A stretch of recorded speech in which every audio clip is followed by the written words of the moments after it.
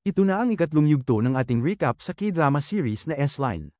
Kung di mo pa napapanood ang una at ikalawang bahagi, i-click lamang ang link na nakapin sa comment section. Muling bumalik si Ji-wook sa pinangyarihan ng krimen. Sa pagkakataong ito, pinili niyang i-drain ang bathtub. At doon, sa gitna ng dugong tubig, natagpuan niya ang salamin na tinutukoy noon ni Hyun-hap.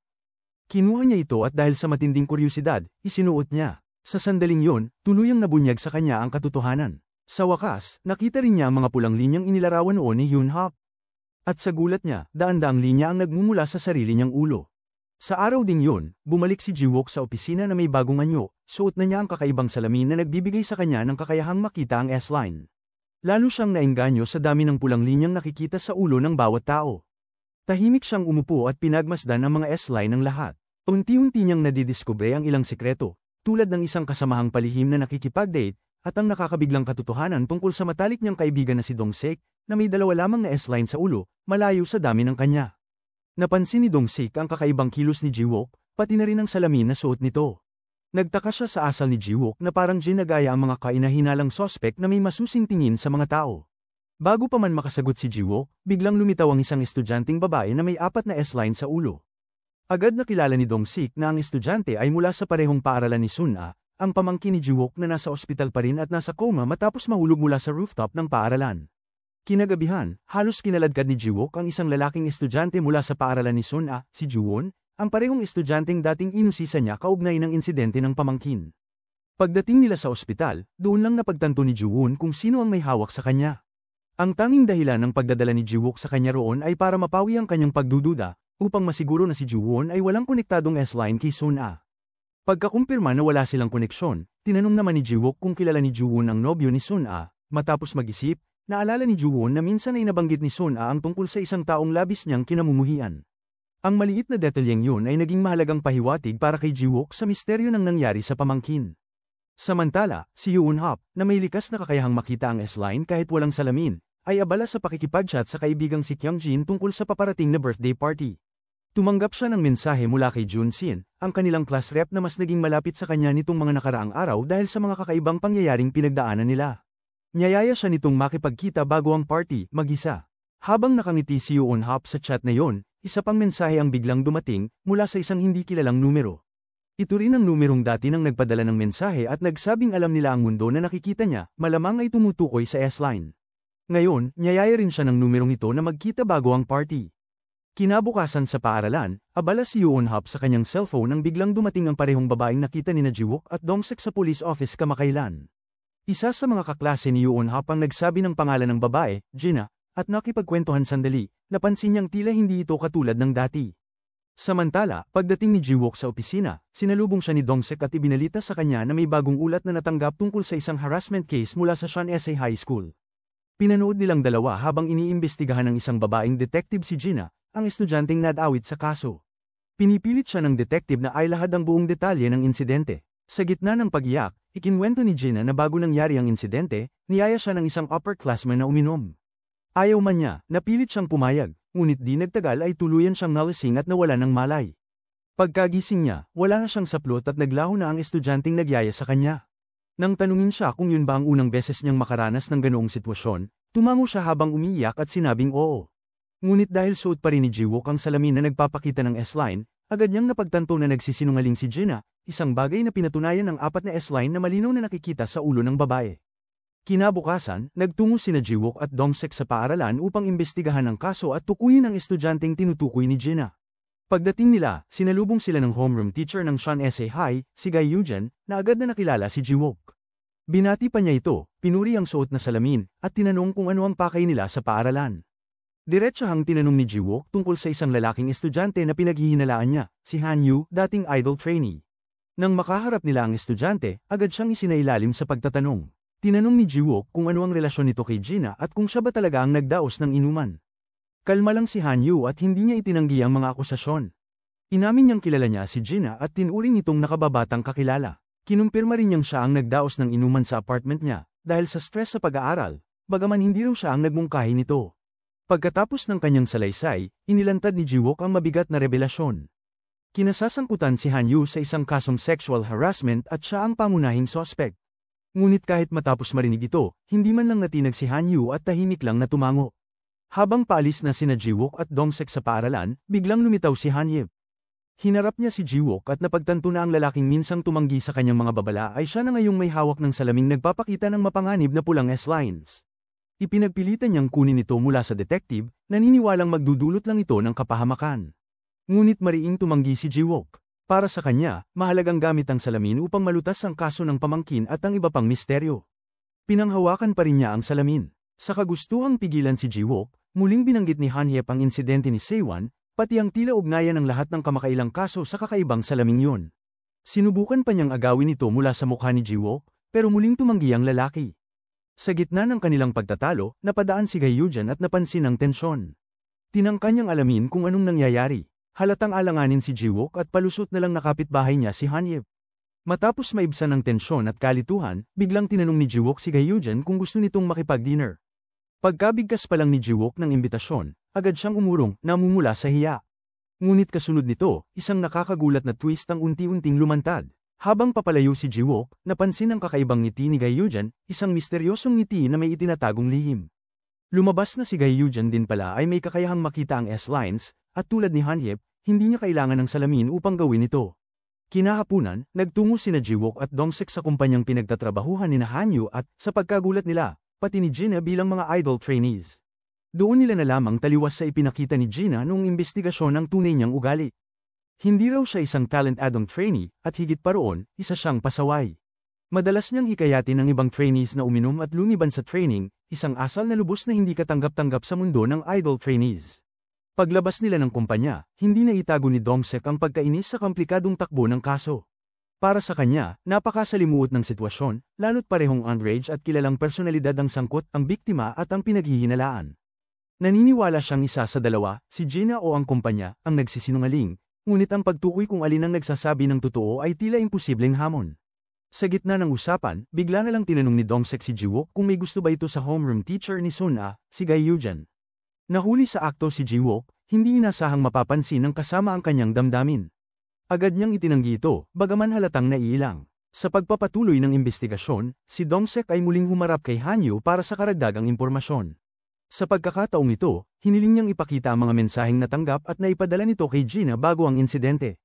Kalma pa rin si Hanyu nang inabot ang kanyang cellphone. Sa mga mensahe, malinaw na si Gina ang unang nag-aya ng pagkikita, at siya rin ang nagmungkahi na mag-inuman at manatili sa bahay ng binata. Kasabay nito, sa kabilang silid, si Jiwook ay iniimbestigahan din si Gina, na ngayon ay may kasamang babaeng mukhang ina niya. Diretsahan niyang tinanong kung totoo bang pinagsamantalahan siya ni Hanyu, at buong tapang na iginiit ni Gina na totoo ito. Ngunit sa gitna ng pagtatanong, nakatanggap si Jiwook ng mensahe mula kay Dongseok, papayagan na raw niyang makaalis si Hanyu. Agad bumukas ang pinto ni Jiwook at hinintay ang pagdaan ng binata.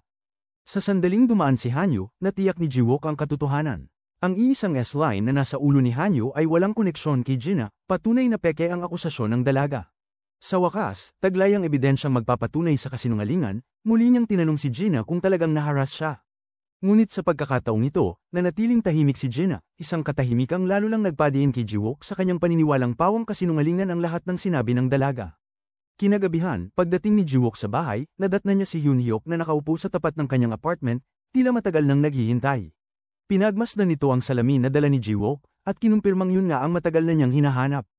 Pagkatapos nito, iniabot ni Jiwook ang isang litrato, larawan ni Yoon-hyuk kasama ang kanyang ina. Ipinahayag niyang inimbestigahan niya ang kaso ng mga magulang ni Yoon-hyuk, at naniniwala siyang hindi ito ang dapat sisihin sa nangyari. Pinayapa niya ang loob ng dalaga at sinabing wala siyang kasalanan.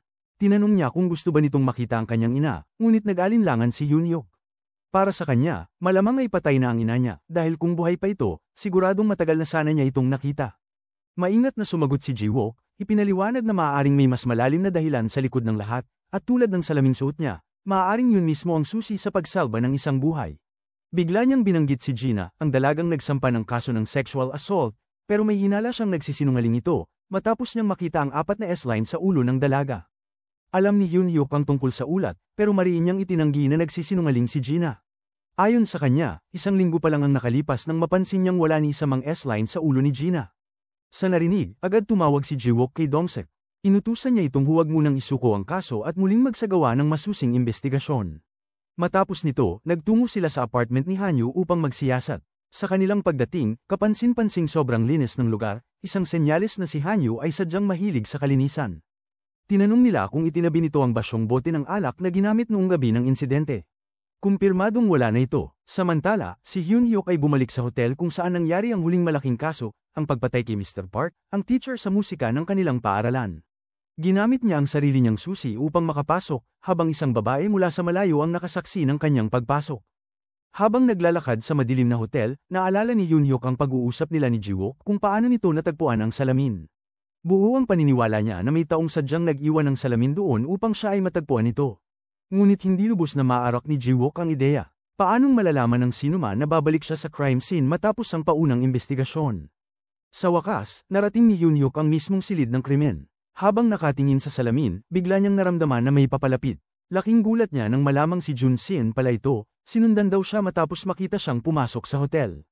Sa sandaling yun, ipinaalala ni Hyun-hyuk kay Jun-sien ang kakaiba niyang kakayahan, ang makita ang mga S-line, at muntik na niyang sabihin kung ano ang nakikita niya sa ulo ng binata. Ngunit umatras si Jun-sien, tila natakot, iniisip na may kung ano sa ulo niya. Bigla na lang niya niyakap si Hyun-hyuk, na nauwi sa isang romantikong sandali sa pagitan nila. Habang unti-unting lumalapit si Jun-sien para halikan siya, tinanong ni Hyun-hyuk kung mananatili ba ito sa tabi niya kahit alam niyang siya ay kakaiba. Tumango si Jun-sien, at naghalikan sila sa gitna ng katahimikan. Kinabukasan, maagang nagsagawa ng paghahanap sina Ji-wook at Dong-sek malapit sa apartment building ni Hyun-hyuk. Sinaliksik nila ang basurahan, umaasang makahanap ng anumang posibleng ebidensya na makakatulong sa kaso. Habang binubusisi nila ang laman ng basurahan, may natagpuan silang kakaiba, isang plastic na bag. Pagbukas ni Ji-wook, agad niyang napansin ang laman nito. Laman ng bag ang parehong bedsheet na ginamit ni Hyun-hyuk noong gabing bumisita siya sa apartment ni Ji-wook. Naniniwala si Ji-wook na sinadya ang pagtatapon nito upang mawala ang anumang ebidensya. Subalit, malinaw pa rin sa isip niya na wala ni isang S-line na nag-uugnay kina Jina at Hanyu, isang patunay na hindi si Hanyu ang may sala sa sinasabing pang-aabuso. Ang bagong tuklas ay lalo lamang nagdulot ng kalituhan. Matapos matagpuan ang bedsheet, muling ipinatawag si Hanyu para sa isa pang investigasyon. Kaagad siyang tinanong tungkol sa kumot, at kalmadong ipinaalala ni Hanyu ang kanyang pagiging malinis sa katawan, at yun daw ang tanging dahilan kung bakit niya ito itinapon. Hindi raw niya nais gamitin ang kumot na natulugan na ng ibang tao.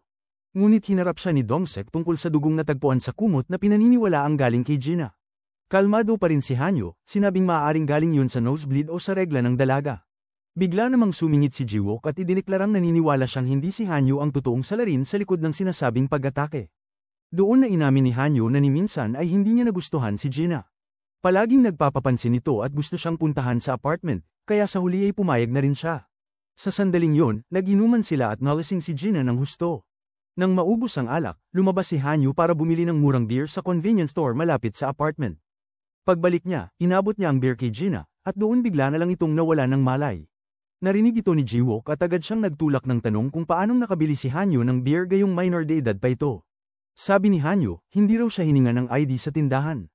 Pagkatapos ng investigasyon, nagtungo sina Ji-wook at Dong-sek sa may paligid ng apartment upang tingnan ang CCTV footage. Doon, napansin ni Ji-wook ang isang mahalagang ebidensya. Alam niyang may 4 na S-line sa ulo ni Jina, at pinaniniwalaan niyang tumutukoy ito sa 4 na taong sangkot sa krimen. Nakita niya sa footage ang 4 na binatilyong naglalakad papunta sa apartment. Maingat niyang sinuri kung ilang S-line ang meron sa kanila pagdating at pag-alis nila.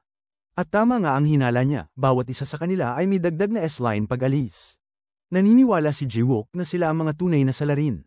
Samantala, si Han-hyep ay nakahanap rin ng parehong mga salarin matapos niyang makita ang 4 na estudyanteng galing sa kanilang paaralan na may mga S-line na konektado kay Jina. Agad siyang tumawag kay Ji-wook, ngunit nandoon na rin pala ito.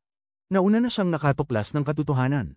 Di nagtagal, ipinatawag ang 4 na binatilyo at isinailalim sa magkakahiwalay na interogasyon.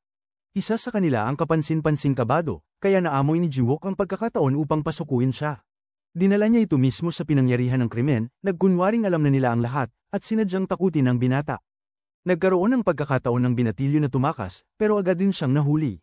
Nang tanungin niya si Ji-wook kung nasaan ang mga kasama niya, sinabi ni Ji-wook na pinauwi na raw sila dahil wala namang ebidensya laban sa kanila. Sa kabilang banda, siya ang tanging pinaghihinalaan. Sa paniniwalang ipinagkanulo siya ng sarili niyang mga kaibigan, tuluyan siyang bumigay at umamin sa krimen. Ngunit hindi raw siya nag-iisa. Lahat ng kaibigan niya ay sangkot. At ang pinakanakakagulat sa lahat, ang utak ng buong krimen ay si Han-hyep. Ang buong pagkumpisal ng binatilyo pala ay bahagi lang ng taktika ni Ji-wook. isang pain upang mapaamin siya. Sa katunayan, ang mga kaibigan ng binatilyo ay naroon pa rin sa presinto at una nang umamin sa nangyari. Sapat na ito para harapin ni Jiwook si Han-yip. Sa loob ng interrogation room, inilatag ni Jiwook ang ebidensyang hawak niya, isang maliit na bote na mukhang naglalaman ng pampatulog na gamot na natagpuan sa silid ni Han-yip. Una, mariing itinanggi ni Han-yip na sa kanya yun, o na ginamit niya ito kay Gina. Ngunit nang isiwalat ni Jiwook na alam na niya ang tungkol sa 4 na lalaking minanipula ni Han-yip upang pagsamantalahan si Gina, tuluyan ang nabasag ang katahimikan. Sa wakas, lumabas na rin ang tunay na krimen ni Han-yip. Makalipas ang ilang sandali, sumakay si Jiwook sa loob ng kotse kasama si Han-yip. Ngunit biglang tumawag ang nursing home kung saan naninirahan ang ama ni Jiwook. Pagkakita sa caller ID, agad niyang ibinaba si Han-yip sa isang bus stop at dali-daling tumungo sa nursing home. Pagdating doon, ibinalita sa kanya na nawawala ang kanyang ama. Sa pagsusuri ng CCTV, nakita nilang may isang babaeng lumabas ng gusali kasama ang matanda. Laking gulat ni Jiwook nang makitang ang babaeng yun ay si Ga Eugene, ang homeroom teacher ni Suna at Han-yip. Bigla siyang nakatanggap ng mensahe. Isang larawan ni Suna habang nakahiga sa hospital bed. Batid niyang may masama nang nangyayari, kaya agad siyang tumakbo patungo sa ospital upang tingnan ang kalagayan ng pamangkin. Kaagad din siyang tumawag kay Dong-sek upang magsimulang mang-alap ng impormasyon tungkol kay Ga Eugene. Pagdating niya sa kwarto ni Suna, bahagya siyang nakahinga ng maluwag, naroon pa rin ito, maayos at mahimbing na natutulog sa kama. Ngunit may isang bagay na agad niyang napansin, ang iisang S-line sa ulo ni Suna, na tuwirang nakaabot sa pintuan. At sa mismong sandaling yon, lumitaw ang isang nakakakilabot na revelasyon. Ang ama mismo ni Jiwook ang naroon. At sa pagitan nila, may isang S-line na konektado, patunay na ang kanyang ama ang lalaking may kaugnayan kay Suna, isang nakapanghihilakbot na katotohanang tila hindi kayang tanggapin ni Jiwook. Napasigaw siya sa gulat at pagkabigla, paulit-ulit na tinatanong kung ano ang ginawa ng kanyang ama sa pamangkin niya. Samantala, si Han-yip ay nakita sa isang hagdanan, ang mga kamay ay puno ng dugo. Umiiyak siya, kitang-kita ang takot at pagkataranta sa mga nangyari. Kinuha niya ang kanyang cellphone at sinubukang tawagan ng isang tao, isang babaeng kasalukuyang nagtatrabaho sa isang kafe sa lungsod. Habang abala ang babae bilang barista, bigla siyang nakatanggap ng isang video.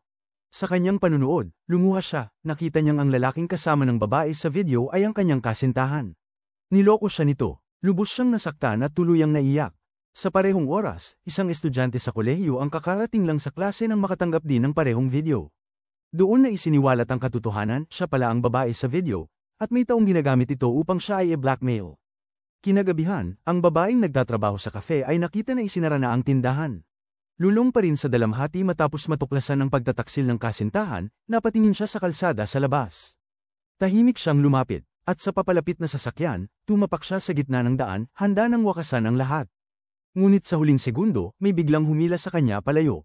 Isa na namang nakakagulat na paglitaw, si Ga Eugene. Pagkatapos dalhin pabalik sa loob ng kafe ang babae, iniabot ni Ga Eugene sa kanya ang isang pares ng salamin, ang parehong uri na nagbibigay kakayahang makita ang mga S-line. Sinabi niyang maaaring sa babae ito dahil natagpuan niya ito malapit sa lugar. Dito na isiniwalat ang isang matagal ng lihim, si Ga Eugene pala ang siyang matagal nang namimigay ng mga salamin sa piling tao na pinipili niya mismo. Samantala, bumalik tayo sa gabing yun matapos ihatid ni Jiwook si Han-yip sa bus stop. Nakita itong nakipagkita kay Jun-sien, isang pulong na malinaw na kanyang pinlano. Ang destinasyon nila ay isang love hotel. Napagdesisyonan ni Han-yip na gusto niyang ang kanyang unang S-line ay kay Jun-sien, ang binatang gusto niya. Bagaman may pag-aalinlangan si Jun-sien noong una, nakumbinsi siya ni Han-yip na ito talaga ang gusto niya, basta't sa kanya ito mangyari. Sa wakas, nangyari ang kanilang unang pagtatalik, at nabuo ang iisang S-line na nag-uugnay sa kanilang dalawa. Pagkatapos nilang lumabas ng hotel, nag-alok si Jun-sien na kumain muna sila, at pinaghintay si Han-yip sa labas.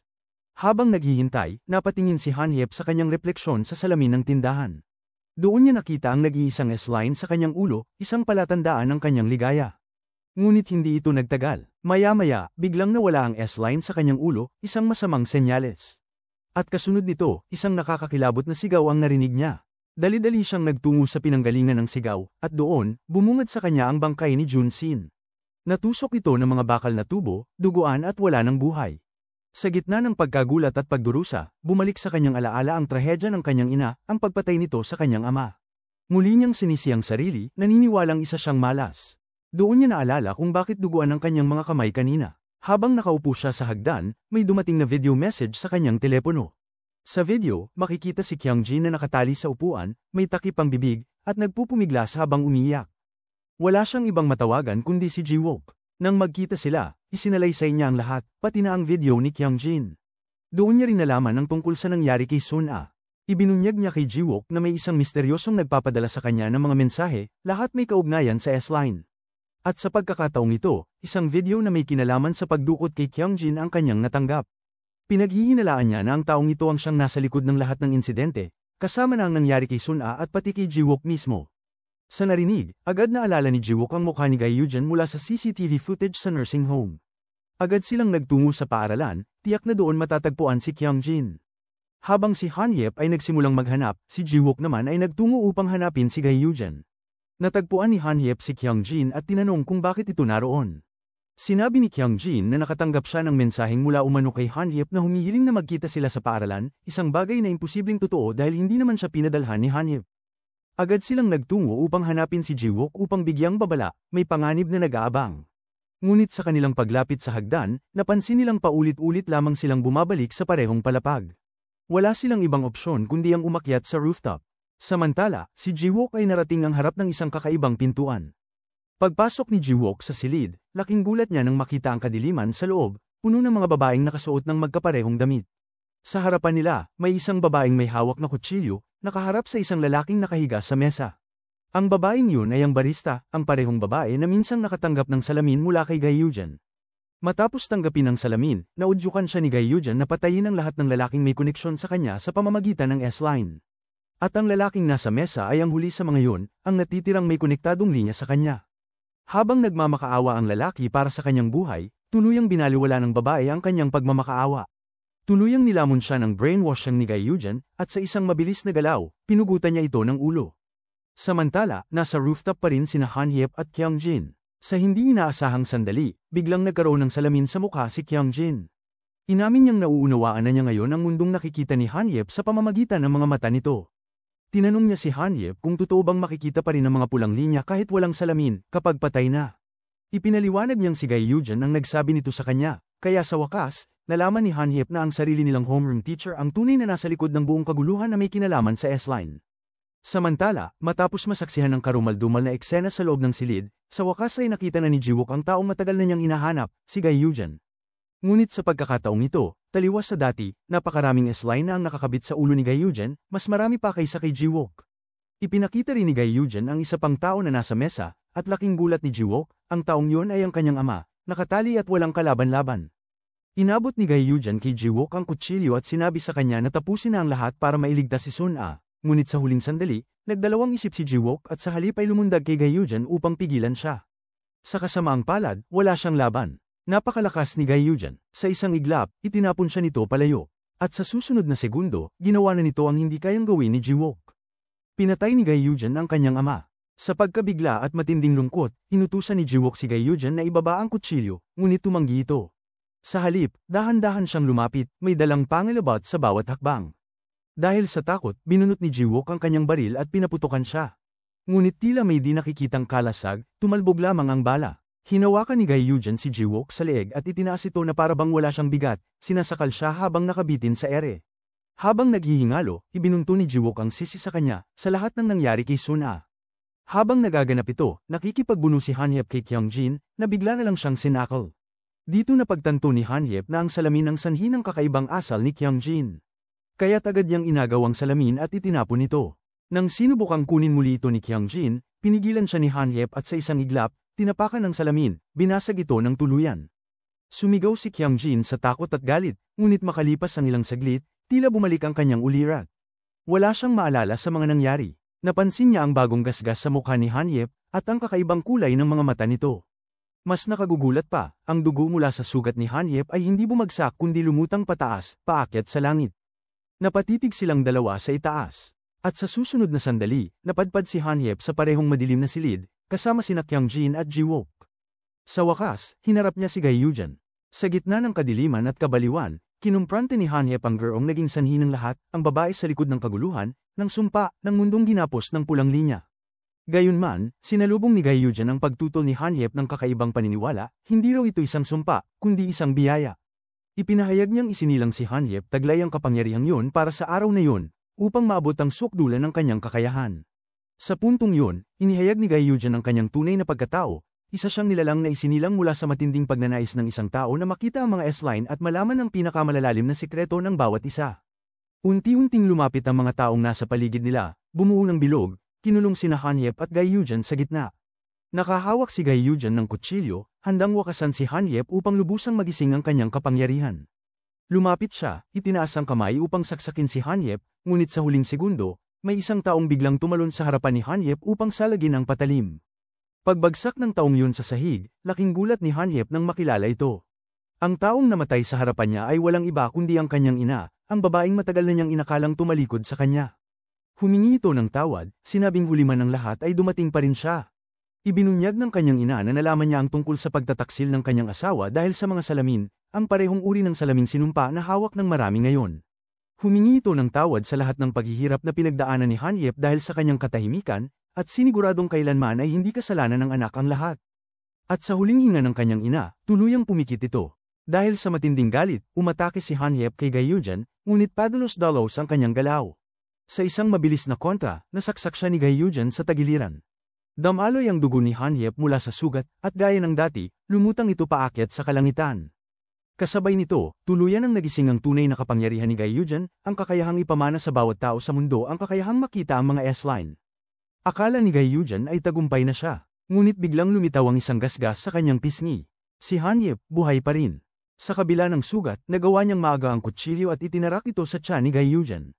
Ngunit ngumiti lamang ito ng malamig at winika na huli na ang lahat, na naipasa na niya ang kapangyarihan. Bumagsak si Gaiyujan sa sahig, wala ng buhay. Nagkagulo ang mga tao, nagsitakbuhan sa takot.